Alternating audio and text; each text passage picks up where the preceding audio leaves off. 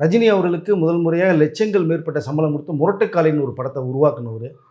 சிவாஜின்ற படத்துக்கு 25 கோடி ரூபாய்க்கு மேலே கோடிகளில் ஃபஸ்ட்டு சம்பளமாக கொடுத்தவர்கள். 100 கோடிக்கு மேலே அந்த படம் வசூல் சாதனை பண்ணுச்சு. ரெண்டாவது கிட்ட 200 இடங்களில் வெளிநாடுகளில் ரிலீஸ் ஆன படம். இப்போ கூலி 100 கண்ட்ரியில் ரிலீஸ் ஆச்சு இல்லையா கூலி படம். மாதிரி சிவாஜி படம் இப்போ 200 இடங்களில் ரிலீஸ் ஆச்சு உங்களுக்கு. 200 வந்து சென்டரில். அதில் அங்கே பார்த்தீங்கன்னா 2 சென்டரில் 100 நாள், ஆஸ்திரேலியா சம்திங் அண்டு கனடாவில் 100 நாளைக்கு மேலே ஓடின படம் தமிழ்லையே. உங்களுக்கு பல சாதனைகளுக்கு சொந்தக்காரன்னு சொல்ல வரலாம். சுருக்கமாக எம்ஜிஆர் அவர்களுக்கு நெருங்கிய நட்பு வட்டாரத்துக்குள்ள இருந்தவங்க.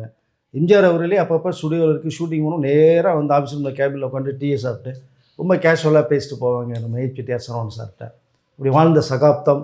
நிறைய பேர் பார்த்தீங்கன்னா படம்லாம் முடிச்சுட்டு ரிலீஸ் பண்ண முடியாமல் பொண்டாட்டி தாலியில் அடகு வச்சு அந்த படத்தை ரிலீஸ் பண்ணியிருக்காங்க. அது கூட பரவாயில்ல. ஆனால் பூஜைக்கு வந்து பொண்டாட்டி நகையாட வச்சு பூஜை போகிறது பெரிய முட்டாத்தனம், அப்படி வராதிங்கன்னு சொல்லுவார். அதில் நிறைய விஷயங்கள் முன்னோடியாக வாழ்ந்தவர். பெரிய நிறைய ஹீரோக்களை உருவாக்கின நிறுவனம். எம்ஜிஆர் படம்லாம் அன்பேவெல்லாம் பார்த்திங்கன்னா அவ்வளோ என்டர்டெயின்மெண்ட் படத்தை கொடுத்தவர்கள் அவர்.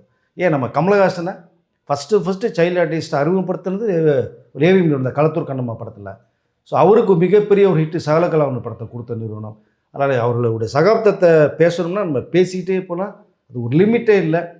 சிறந்த தயாரிப்பாளர் இன்றைக்கி இல்லைங்கிறது மிகப்பெரிய ஒரு வருத்தமான ஒரு விஷயமாக தான் இருக்குது. இப்போ ஏன் படம் பண்ணலைங்கிற ஒரு விஷயத்தை நாங்கள் நேரடியாக அவர்கிட்ட கேட்கும்போது அவர் சொன்ன ரீசன், இன்றைக்கி இருக்கிற ஹீரோக்கெல்லாம் கோடிகள் வாங்கும்போது நம்ம வந்து அந்த அளவுக்குலாம் பண்ண முடியாதுங்க. ஏன்னா அவர்கள் வந்து பட்ஜெட்டில் படம் பண்ணுறவங்க.